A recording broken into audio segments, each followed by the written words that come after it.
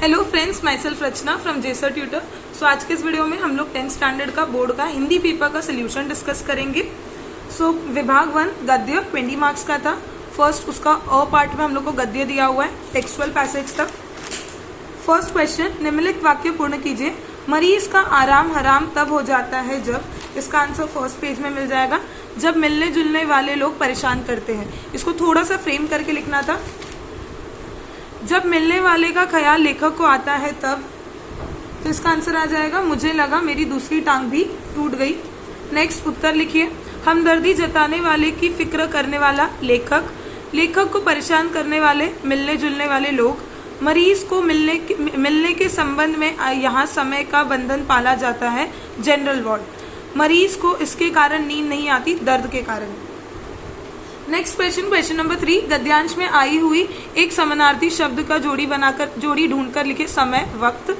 गद्यांश में प्रयुक्त 2 उर्दू शब्द ढूंढकर लिखे। तकलीफ लिख सकते हो, हमदर्द लिख सकते हो। नेक्स्ट लास्ट क्वेश्चन था ये पैसेज का। पर्सनल रिस्पॉन्स, आराम हराम है, इस विषय पर 25 से 30 शब्द में अपने विचार लिखिए। 2 मार्क्स का था। फिर second textual passage. First question, उत्तर लिखिए। समाज में अपनी आजीविका बहुत से लोग इससे चलाते हैं। शरीर श्रम। सेकंड क्वेश्चन, समाज में अपनी आजीविका थोड़े लोग इससे चलाते हैं। बौद्धिक श्रम। आराम में रहने वाले लोगों के पास यह अधिक होता है। संपत्ति।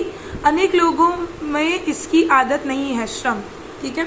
नेक्स्ट है कृति पूर्ण कीजिए। गद्यांश में उल्लेखित यज्ञ, संपत्ति दान यज्ञ और बुद्धि सेकेंड वाला भूदान यज्ञ। नेक्स्ट, धनिकों के दान से होने वाले सामाजिक कार्य, अस्पताल और विद्यालय। नेक्स्ट है सूचना के अनुसार कृतियां कीजिए। यहाँ पे हम लोग को श्रम दिया हुआ था, उसमें एक उपसर्ग लगा के एक वर्ड बनाना था और प्रत्यय लगाकर, तो कोई भी वर्ड हो सकता था। यहाँ पे एक एग्जाम्पल मैंने दिया है, परिश्रम। आश्रम भी हो सकता है, प्रत्यय लगाकर श्रमिक लिख सकते हो, या कोई दूसरा वर्ड है प्रत्यय लगा के लिखा है तो भी चलेगा, बट वो मीनिंगफुल होना चाहिए। नेक्स्ट क्वेश्चन, गद्यांश में प्रयुक्त शब्द युग्म शब्द ढूंढकर उसको अर्थपूर्ण वाक्य में प्रयोग कीजिए। तो एक शब्द युग्म शब्द है साधन सामग्री, इसको अपनी मर्जी का कोई भी सेंटेंस में यूज कर सकते हो। नेक्स्ट है करोगे दान पाओगे समाधान, ये शब्द ये सेंटेंस का पर्सनल रिस्पॉन्स लिखना था। नेक्स्ट ई वाला पार्ट, अपठित गद्यांश। अपठित गद्यांश की आकृति देख लेते हैं। ढाका कॉलेज से परीक्षा में द्वितीय स्थान पाने वाला और है तृतीय स्थान पाने वाला, तो द्वितीय स्थान पाने वाला मेघनाथ शाह और तृतीय स्थान पाने वाला निखिल रजन सिंह। नेक्स्ट, गद्यांश में उल्लेखित दल और सदस्य, तो दल में आ जाएगा सबूज पत्र, सदस्य में आ जाएगा प्रमता चौधरी के घर पर इकट्ठा होते थे। ठीक है, यहाँ पे हम लोग का विभाग 1 कंप्लीट हो गया। 2 टेक्सचुअल पैसेज और 1 नॉन टेक्सचुअल पैसेज। विभाग 2 पोयम 12 मार्क्स का था। फर्स्ट क्वेश्चन, उत्तर लिखिए। वचन में सत्य, संचय में दान, भुजा में शक्ति, प्रतिज्ञा में एव। गद्यांश में विलोम शब्द की जोड़ी ढूंढकर लिखिए। एक विलोम शब्द मैंने ढूंढा है जिसका जो होगा संचय दान। संचय मतलब सेव करना, दान मतलब बांट देना। निम्नलिखित शब्दों में वचन पहचान कर लिखिए। भरत एक वचन, भुजाएं अनेक वचन। उपयुक्त पद्यांश के अंतिम 4 पंक्तियों का सरल अर्थ, ये सरल अर्थ तो खुद से लिखना था। नेक्स्ट, आ पार्ट विभाग 2 का।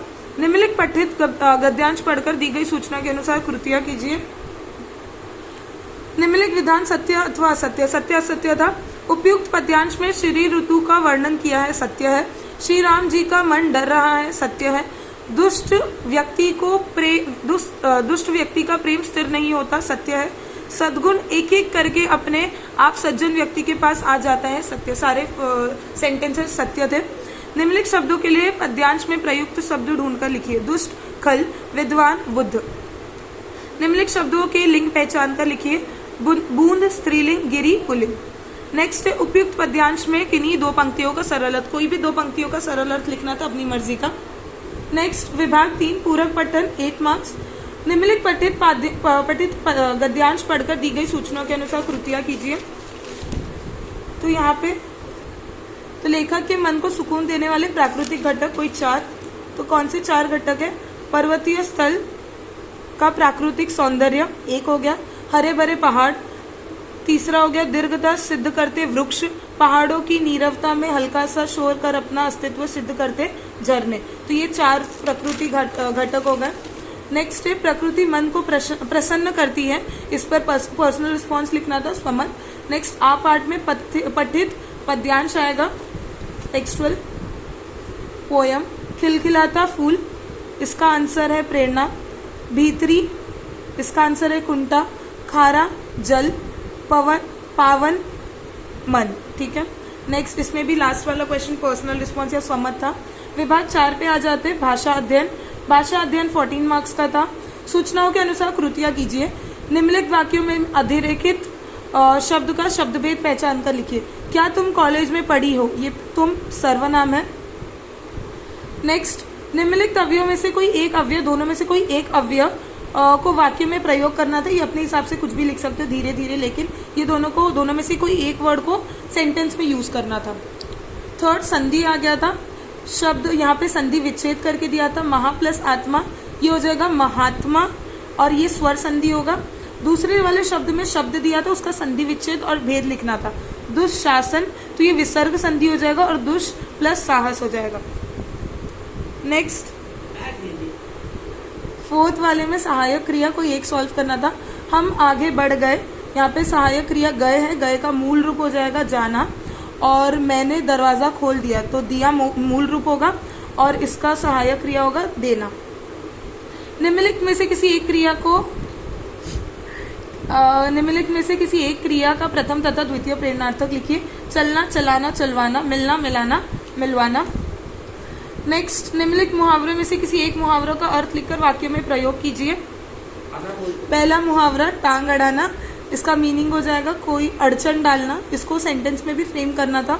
सेकंड, गला फाड़ना, जोर से चिल्लाना, इसको भी सेंटेंस में फ्रेम करना था। दोनों में से कोई एक करना था, कोई एक मुहावरा करना था।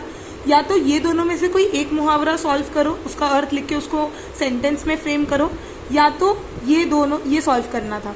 तो रोते हुए बच्चों को गोद में उठाकर माँ स्नेह करने लगती है, तो इसका आंसर आ जाएगा हाथ फेरना। इसको थोड़ा सा फ्रेम करके लिखना था। निम्नलिखित वाक्यों में प्रयुक्त कारकों में से एक कारक पहचान कर उसका भेद लिखिए। मकान पर मकान लदे हैं, तो पर अधिकरण कारक। राम स्वरूप इशारे के लिए खासते हैं, के लिए संप्रदान कारक। नेक्स्ट क्वेश्चन नंबर 8, विराम चिन्ह लगाना था। हाँ के बाद कॉमा, मेरे पास बहुत से पत्र आते हैं, उसके बाद पूर्ण विराम। 9th क्वेश्चन, निम्नलिखित वाक्यों में कोई किन्हीं दो वाक्यों की सूचना के अनुसार काल परिवर्तन करना था। मानू को ससुराल पहुंचाने मैं ही जाता हूँ, उसको भविष्यकाल में करना था, तो ये हो जाएगा मैं ही जाऊंगा। दोनों ही देर तक फूट फूट कर रोते रहे, इसको अपूर्ण भूतकाल में करना था, तो ये हो जाएगा दोनों ही देर तक फूट फूट कर रो रहे थे, ठीक है, रो रहे थे हो जाएगा।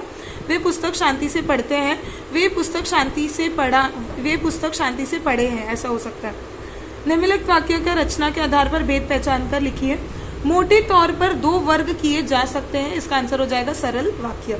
निम्नलिखित वाक्यों में से किसी एक वाक्य का अर्थ के आधार पर गई सूचना अनुसार परिवर्तन कीजिए। अर्थ के आधार पर परिवर्तन करना था।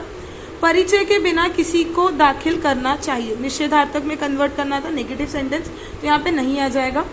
प्रश्नार्थक वाक्य, थोड़ी बात हुई, इसको प्रश्नार्थक में करना था। क्या थोड़ी बात हुई, ये हो जाएगा प्रश्नार्थक वाक्य। नेक्स्ट, लास्ट क्वेश्चन नंबर 11, निम्नलिखित वाक्यों में से किन्हीं 2 वाक्यों को शुद्ध करके, शुद्धिकरण था। घर में तख्त के रखे जाने की, काका की हो जाएगा, आवाज आती है। सेकंड वाले में करामत अली की आंखों में आंसू, दूसरा उका उकार था, पहला उका उकार आएगा, उतर आए। ठीक उसी समय, ठीक पहला ई की मात्रा आएगी, ठीक उसी समय रूपा की आंखें खुली। ये हो गया हम लोग का व्याकरण का विभाग कंप्लीट। फिर नेक्स्ट विभाग था रचना विभाग, जो कि उपयोजित लेखन था, वो अपने हिसाब से करना था।